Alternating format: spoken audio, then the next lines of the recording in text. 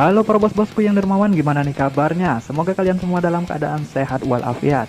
Nah, kali ini untuk menemani waktu santuйnya, saya akan kembali merekap film tentang samurai yang berjudul 47 Ronin. Dan menariknya, film satu ini ternyata jalan ceritanya diangkat dari kisah nyata masyarakat Jepang, yang bercerita tentang perjuangan 47 samurai tak bertuan yang ingin membalas kematian tuannya yang dibunuh. Film ini diperankan oleh Keanu Reeves, Hiroyuki Sanada, Tanonobu Asano, Hiroyuki Tagawa, Kiko Kinkuchi, dan masih banyak lagi aktor ternama lainnya yang tidak bisa saya sebutkan semuanya.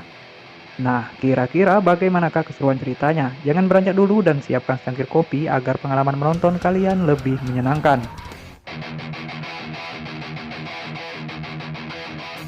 Ancient feudal Japan, a land shrouded in mystery. Peace in the realm is kept by the samurai, a group of magical islands home to witches and demons. Cerita akan berfokus kepada seorang keturunan campuran bernama Kai yang dibesarkan di hutan angker bernama Tonggu. Suatu hari, Kai yang masih remaja melarikan diri dari hutan Tonggu dan ditemukan oleh Asano, pemimpin salah satu provinsi di Jepang yang bernama Ako. Merasa Kai bukanlah orang yang berbahaya, Asano kemudian membawanya ke Ako untuk merawatnya. Ternyata Asano memiliki seorang putri yang bernama Mika, dan Asano sendiri membiarkannya berteman dengan Kai. Namun karena Kai bukan orang Jepang asli, Kai hanya diberikan tempat tinggal di dalam hutan. Namun walaupun demikian, Kai tetap menghormati Asano dan menyayangi Mika. Mika only saw a gentle boy. Singkat cerita, Kai pun sudah tumbuh dewasa dan sering membantu Asano menjalankan tugasnya. Hari itu, Kai diperintahkan Asano melacak keberadaan seekor monster yang sedang menteror aku. Kai yang terbiasa hidup di hutan pun dengan mudah menebak keberadaan monster tersebut. Beberapa saat kemudian monster itu pun keluar dan langsung menyerang Asano, bersamaan dengan munculnya seekor rubah putih bermata aneh. Para samurai pun segera menyerang monster tersebut, namun sepertinya tidak mudah menaklukkannya, karena dia memiliki ekor yang sangat panjang.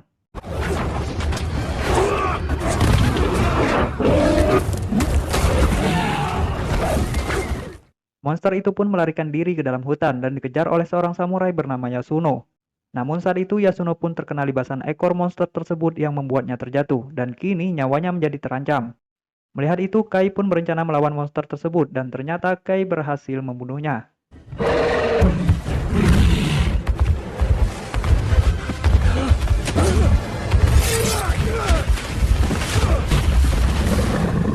Namun bukannya berterima kasih karena diselamatkan, Yasuno malah membenci Kai. Tak lama kemudian, Asano pun datang dan berpikir Yasuno lah pembunuh monster tersebut. Ako owes you a great debt, Yasuno. Namun sepertinya seorang samurai yang bernama Oishi mengetahui siapa pembunuh monster itu sebenarnya. Shin kemudian beralih menuju provinsi Jepang lainnya yang bernama Nagato. Ternyata monster yang teror aku tadi adalah milik penyihir Raja Nagato yang bernama Yurika. Dan Raja Nagato tersebut bernama Kira. Kira sengaja merencanakan pembunuhan Asano untuk menguasai aku. Does Lord Asano live? Yes. Seminggu kemudian, Shogun Tokugawa mendatangi aku untuk menghadiri turnamen tahunan antar provinsi Jepang. Malam itu, Shogun Tokugawa disambut penuh hormat oleh Asano dan Mika putrinya. Namun di balik itu semua, Kai mengetahui ada seorang penyihir di antara rombongan Shogun tersebut. Sebenarnya, Kai sudah memberitahukan hal tersebut kepada Oishi. Namun Oishi tidak mau mendengar ucapan Kai karena latar belakangnya. Are you a demon? No. Is there only demons have the power to see past a witch's disguise? Keesokannya, sebelum turnamen dimulai, Yurika menyihir Yasuno yang telah dipersiapkan Asano untuk ajang turnamen. Sementara di pentas turnamen sendiri, Shogun Tokugawa mulai meragukan eksistensi aku yang belum juga menghadirkan petarungnya. Akhirnya karena tak ingin Asano dipermalukan, Kai kemudian maju menggantikan Yasuno. Walaupun sebenarnya yang harus bertarung adalah seorang samurai. Bring them still! Awalnya pertarungan itu berjalan mulus, namun beberapa saat kemudian identitas Kai pun diketahui karena penutup kepalanya terlepas. Shogun Tokugawa pun sangat marah melihat petarung Asano yang bukan orang Jepang asli dan kemudian menyuruh petarung Kira membunuh Kai. Kill it. Saat itulah Mika memohon pengampunan Kai yang kemudian disusul Asano yang meminta pengampunan putrinya. Forgive me, my lord. The fault. Karena menghormati Asano yang telah banyak berjasa terhadap aku, Shogun Tokugawa kemudian memaafkan Kai dan menyuruh para samurai menghukumnya.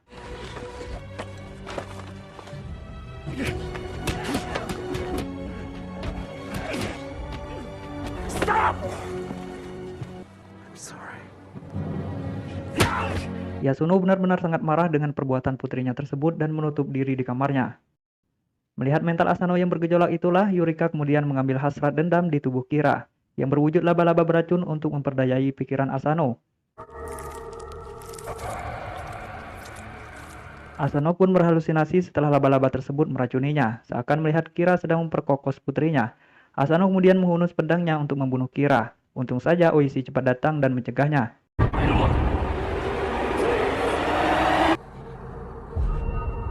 Hal itu kemudian diketahui Shogun Takagawa yang membuat Asano akan dihukumi hukuman gantung karena menyerang tamunya sendiri.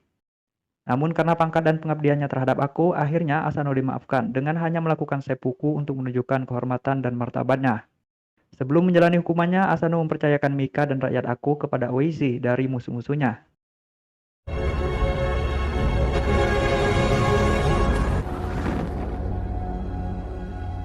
Sebenarnya, setelah kematian Asano, para samurai ingin segera melakukan pembalasan dendam. Namun saat itu, demi menjaga kehormatan aku, Oishi terpaksa menyampingkan amarahnya. Namun apa yang mereka harapkan ternyata tidaklah sesuai, karena Shogun Takagawa menikahkan Mika dengan Kira dan menyerahkan aku kepadanya.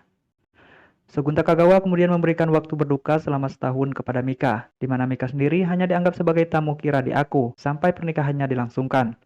I leave Aku with you. Kini nasib Kai dan samurai Asano berada di tangan Kira. Kira kemudian mengusir para samurai dari Aku dan memenjarakan Oishi untuk menghancurkan semangat samurainya, sedangkan Kai sendiri dijual ke Pulau Belanda sebagai budak. Singkat cerita, setelah setahun berlalu, Oishi dilepaskan, bersamaan dengan Mika yang dibawa menuju Nagato untuk menyiapkan pernikahannya dengan Kira. Setelah mendapat kabar mengenai Kai dan bawahannya dari Chikara, Oishi kemudian menyuruh Chikara mengumpulkan para samurai dan menyampaikan pesannya, sedangkan dia sendiri berencana menemui Kai di Pulau Belanda.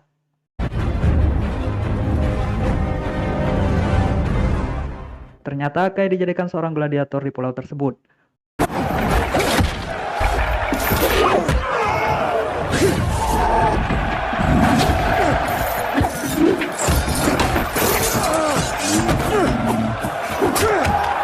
Oishi pun memasuki arena untuk berbicara dengan Kai, namun tidak mudah menyadarkan Kai yang sudah tenggelam dalam keputusasaan.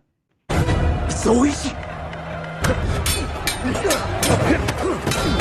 It's me!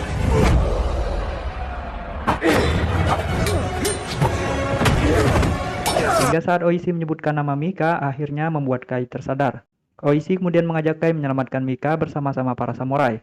Oishi dan Kai lalu mengakali pertarungan untuk melarikan diri.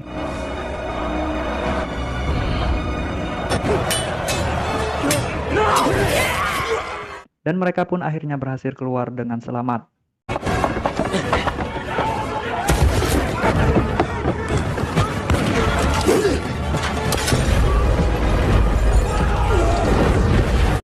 Di perjalanan, Oishi mengakui kesalahannya kepada Kai setahun lalu, yang telah mengabaikan peringatan Kai tentang penyihir Kira. Dan saat ini dia benar-benar menginginkan bantuan Kai untuk membalas kematian Asano dan menyelamatkan Mika. Sementara di Nagato, Kira mendapat kabar tentang perginya Kai dan Oishi, kemudian menyuruh Yurika membunuh Oishi. Singkat cerita, Kai dan Oishi berkumpul bersama para samurai di sebuah danau untuk membicarakan rencana penyerangan Kira.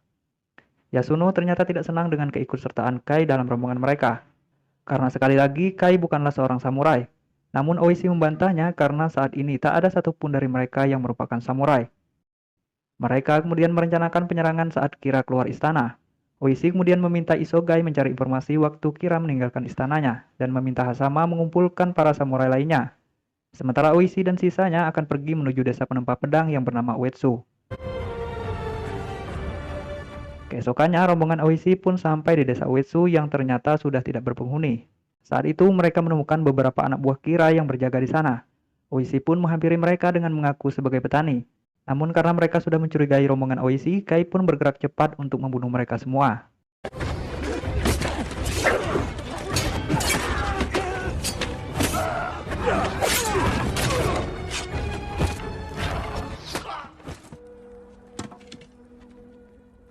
Karena tidak memiliki jalan lain untuk mendapatkan pedang, Kai kemudian mengajak Oishi pergi ke hutan Tengu tempatnya diasuh.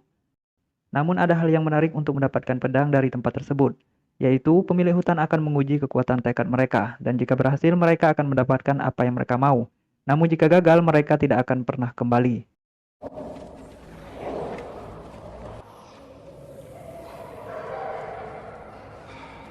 Sesampainya di pintu goa tempat pemilik hutan bersemayam, Kai kemudian meminta Oishi meninggalkan bawahannya dan mengingatkan Oishi agar tidak menghunuskan pedangnya apapun yang terjadi.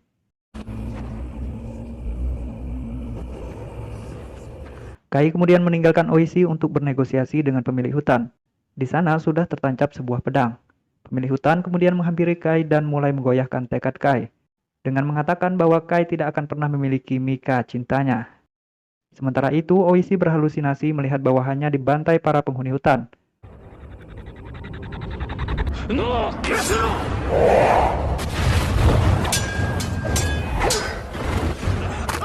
Draw your sword. Oishi pun benar-benar panik melihat bawahannya dibantai dan sangat-sangat ingin menghunus pedangnya.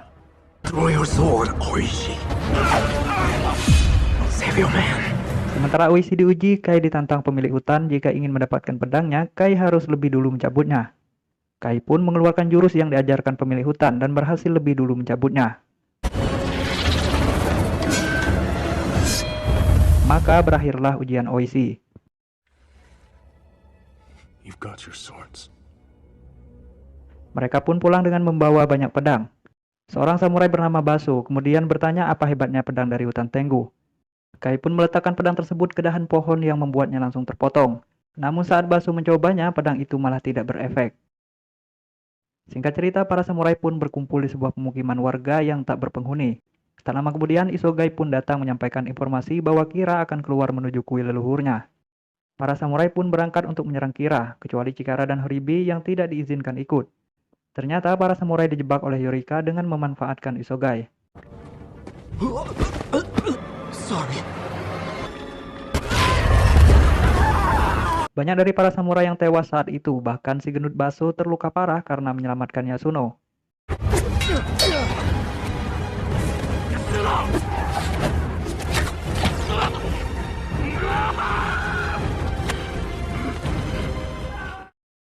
Tak lama kemudian, samurai yang pernah bertarung dengan Kai tiba-tiba muncul membunuh Hasama yang saat itu membawa pedang milik Oishi. Sementara Kai dan para samurai kembali, Yurika memberikan pedang Oishi kepada Kira yang dia pikir Oishi lah yang terbunuh. Kembali kepada si gendut Baso saat detik-detik terakhirnya. Baso kemudian meminta maaf kepada Kai karena sering mengganggunya saat kecil dan mengatakan bahwa Kai adalah orang baik sebelum nafas terakhirnya. Yasuno juga meminta maaf kepada Kai atas kebenciannya selama ini dan menghadiahkan pedang Baso kepadanya. A samurai wears two swords. Kegagalan penyerangan Kira kemarin ternyata membuat Oishi merasa bersalah terhadap bawahannya. Kai kemudian mengajak Oishi membuat serangan kejutan mengingat Kira yang berpikir Oishi yang telah mati dengan memanfaatkan para pemain opera yang diundang Kira. We saw you performing in Akko. We need your help. Oishi kemudian mengumpulkan kembali para samurainya dan mengajak mereka membulatkan tekad untuk kembali membalas dendam kematian tuan mereka.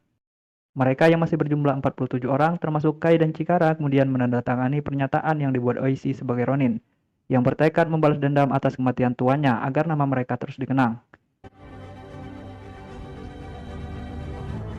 Kai.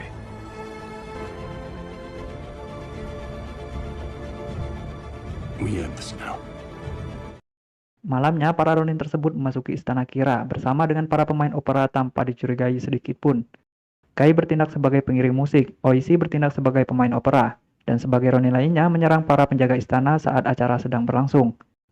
Pertunjukan epik itu pun membuat Kira tidak menyadari istananya telah diserang, dan dengan cepat ternyata para Ronin berhasil menguasai atap istana.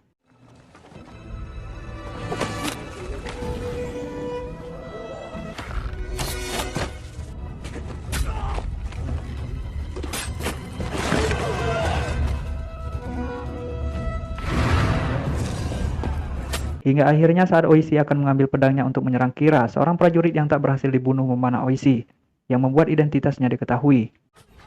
Para Ronin yang sudah menguasai atap itu pun menyerang Kira dan para prajuritnya, yang membuat Kira dilarikan dari tempat tersebut. Kai dan Oishi kemudian mengejar Kira, sementara di sisi lain, para Ronin lainnya dihadang oleh samurai jadi-jadian. Namun mereka berhasil membunuhnya dengan dinamit. Tak lama kemudian, Mika pun berhasil melarikan diri dari Kira. Oishi kemudian mengejar Kira sedangkan Kai mencari Mika untuk menyelamatkannya. Singkat cerita, Kai akhirnya menemukan Mika. Namun belum sempat membawanya, Yurika tiba-tiba muncul dan menjelma menjadi seekor naga untuk membunuh Kai. Naga itu pun menyerang Kai, menyemburkannya dengan api, dan menyerang Kai dengan ekornya yang membuat Kai terlempar. Hingga saat naga tersebut ingin membunuh Mika, Kai kemudian mengeluarkan ilmu rahasianya untuk menyerang naga tersebut. Dan akhirnya Kai pun berhasil membunuhnya. Sementara itu, Oishi pun akhirnya menemukan Kira lalu menyerangnya dengan amarahnya yang menggila, membuat Kira kewalahan. Hingga akhirnya tanpa banyak basa-basi, Oishi langsung menusuk perut Kira dan memenggal kepalanya. Oishi kemudian menunjukkan kepala Kira yang berarti para Ronin telah menang. Ternyata dari 47 Ronin tersebut tak ada satupun yang mati. Keesokannya, para Ronin itu pun kembali menuju Ako dan menyerahkan diri mereka kepada Shogun Takagawa. You are avenged. Forgive me, Your Highness. But a man may not live under the same heaven as the murderer of his lord. Seharusnya para Ronin tersebut dihukum mati layaknya para penjahat.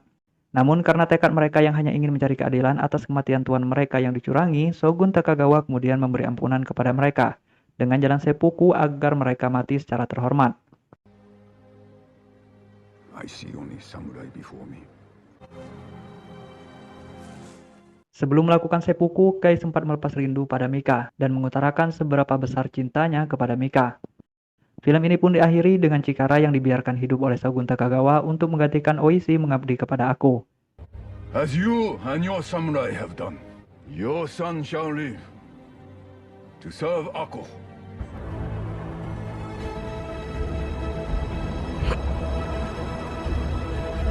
Tamat ending yang sangat...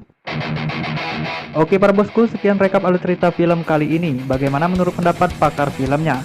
Silahkan bagikan pengalaman kalian di kolom komentar. Mungkin pelajarannya bisa kita ambil dari film ini adalah, terkadang cinta terhadap sesuatu bukan tentang memilikinya, namun apa yang telah dikorbankan untuk cinta tersebut.